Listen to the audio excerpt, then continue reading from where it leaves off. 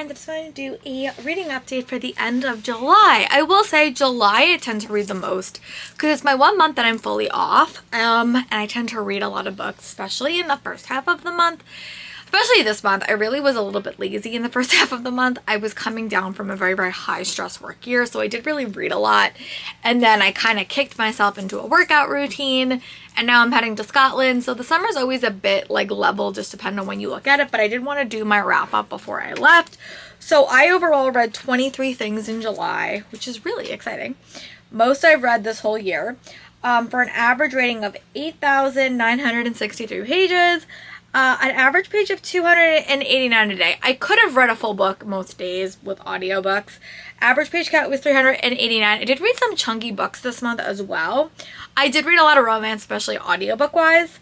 Books I read before, authors I read before was 12, and I hauled 16 books if I've been cupping up to date on my math. I had 7 5 stars, 3 4.5, 9 4, 4 3.5, and for an average rating of 4.26. I think I DNF like 1 or 2 books as well. New releases I read 19. Between the arcs I was reading, yeah. Backlist 4, last year 0. I had 9 physical, 10 audio, and 4 ebook. I did wind up reading some NetGalley arcs. I started 6 series. I continued in 4. I completed 2, which is shocking. I caught up with 2 series. I caught up was an additional 2, and then I read 8 standalones, 1 anthology, which is just the short stories I've been reading, and I read 3 companions. I read 2 middle grade, 5 YA, and 16 adult. I have been reading a lot of adult, and that's just based because I tend to listen to more audiobooks than I do, and those tend to be adult. I had 5 arcs, 3 from Audible, 1 from KU, 5 from the library, and 3 from NetGalley, and 6 owned. And I didn't read any in Everand. I had 4 fantasy, 5 romance, 5 fantasy romance, 2 manga or like graphic novel, 3 thriller, 2 mysteries, 1 sci-fi, 1 short story. And yeah, that is where we are. So let's start the month off strong. I wound up reading, for a very, very fun 5-star, I wound up reading Samantha's book, Paranormal Wedding Planner by Alyssa Lynn. I love this book.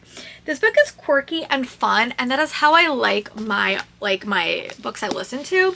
So basically you found a character named Samantha, and she winds up going back to her aunt's house to kind of tie up her estate. And she can't leave for a couple of reasons. She's kind of set to go back to her normal, typical corporate job in New York, but she can't leave. And she winds up getting accidentally hired as a wedding planner, and you kind of see her do that. She has some sidekicks. It was super fun. It was just a fun listen. Like, I didn't want to put this book down.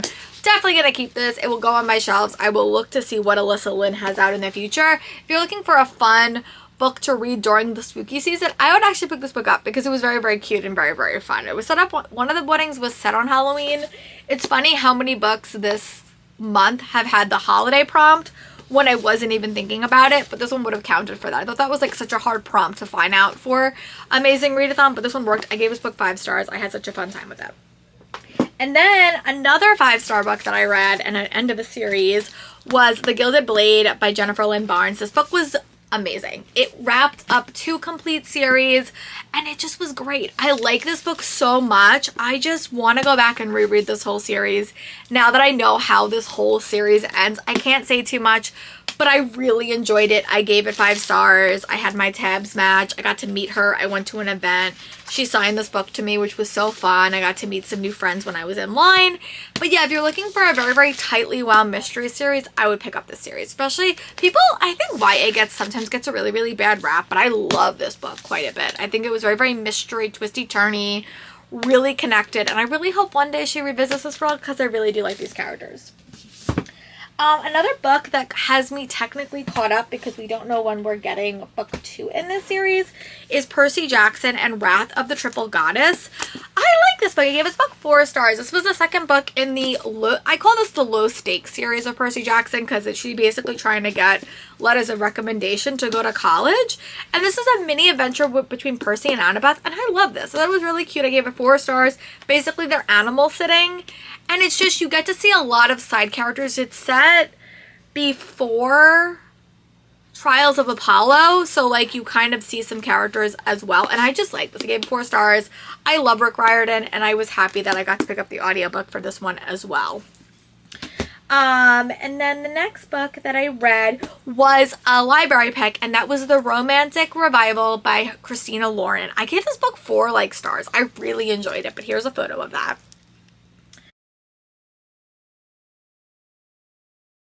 One of my reading blogs, I don't remember which one, but it basically follows a character that's working in like kind of, you know, cancer screenings and stuff like that, but she also has a path of her career that's kind of like fixing people that have died, and her husband, she's kind of a little bit disconnected from her husband.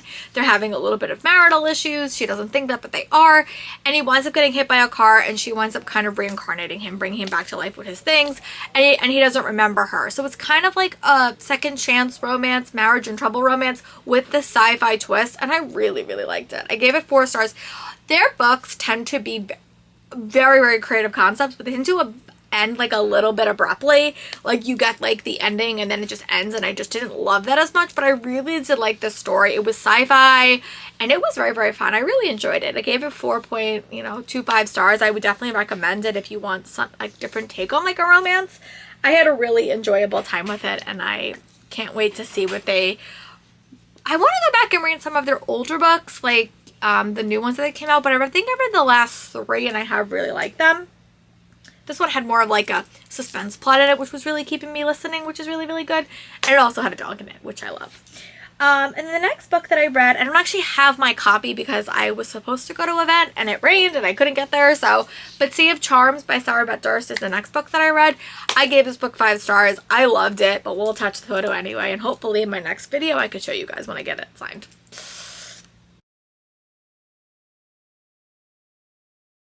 Really like this book. It was probably my favorite of the series. It was like a second chance, friends to more romance, and it just had a lot to do with like grief and self-discovery, and you had 2 characters that were so different. You had a character that had a lot of different like friends and like sidekicks, and basically you met this character before. I think that what Sarah Beth Durst does so well is she kind of does a companion series well, because you kind of feel invested in all of these characters.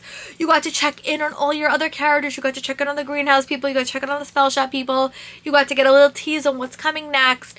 But she's basically the seafaring character, and she's kind of going around. There's like an upheaval in this government, and she has a friend that works at the conservatory, and she's kind of helping him escape his problems, and that is where we are with that. Oh my god, my phone.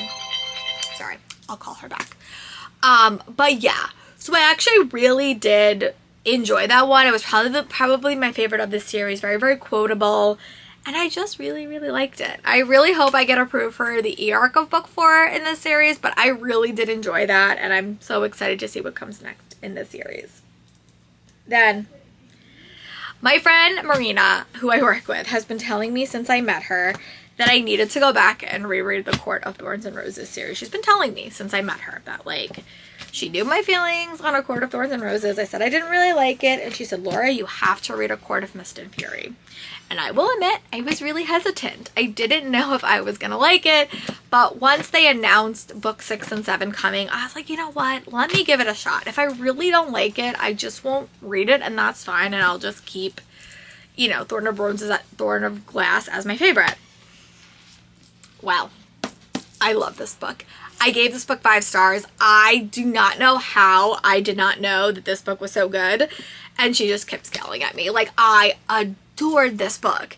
This book was so well done, and I just love Rhysand so much. Like, I adore him, and I just want more of him. He was incredible in this story, and I think what was so good is he was such a good character, but he made Feyre a person in this, and I went immediately into A Court of Wings and Ruin, and I'm listening to that now, but this was my favorite book. It's going to be on my top reads of the year list because I had such a fun time with this.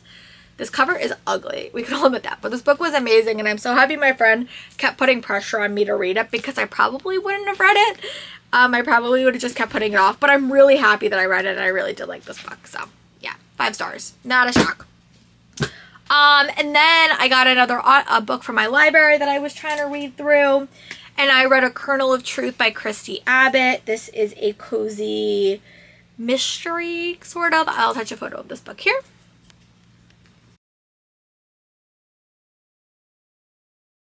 The mystery set at like a popcorn store, and like the person that is killed is like her mentor, and she kind of runs the chocolate shop. And I will say this book was very, very predictable. I kind of knew who the killer is right off the bat, or who the murderer was right off the bat, but it was an enjoyable read. It was fun. The character was a little bit unlikable, so like you had to kind of get past that.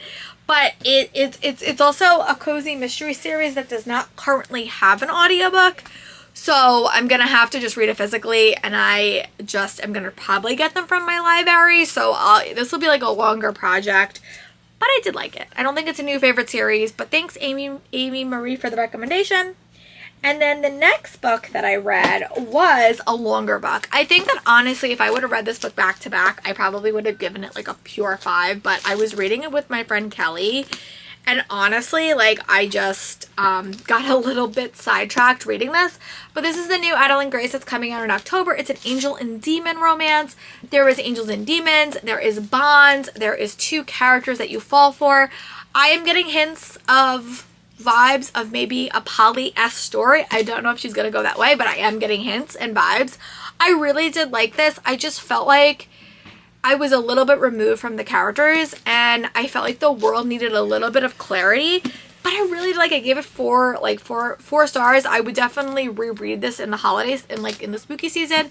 I definitely would need to re-listen to it before book 2 comes out, but I really did like it, and I think that you should pick it up when it comes out in October. And then I did a vlog where I read books on my physical, Then I also finished another series, and I read Heartstopper Volume 6 by Alice Oseman. I will attach a photo of that book here.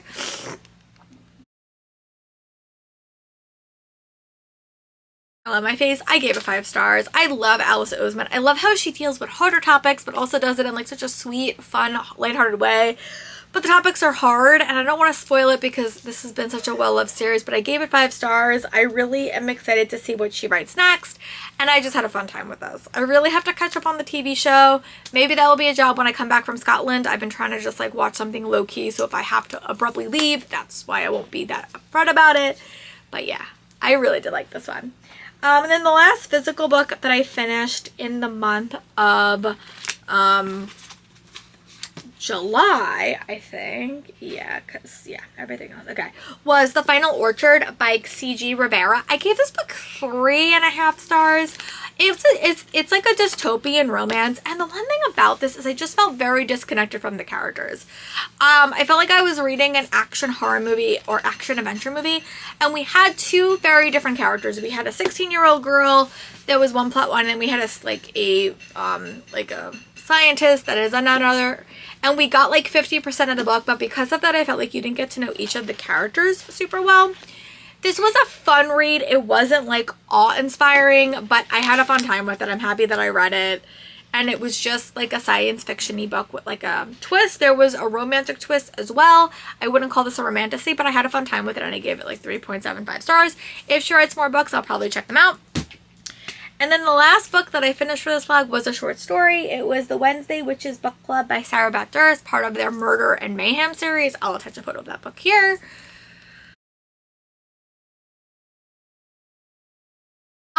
And this one was very, very cute. I think currently I read a couple more. This is definitely my favorite book of this series. It's set on Long Island, and it's this witch, and how you become a witch in this environment is like, I don't want to give too much. It's a 33 pages. How you become a witch is if you read and you see spells, and she kind of goes to this new coven and has to solve a little bit of a mystery. I'm actually going to do a video at the end of August where I talk about all the TVs and movies that I engaged with this summer, because I tend to do a lot of that. But yeah, that was all the stuff that I wound up reading. Let me know in the comments what you read in the month of July. What was your favorite book? I would love to know, and I'll talk to you guys soon. Bye, book friends.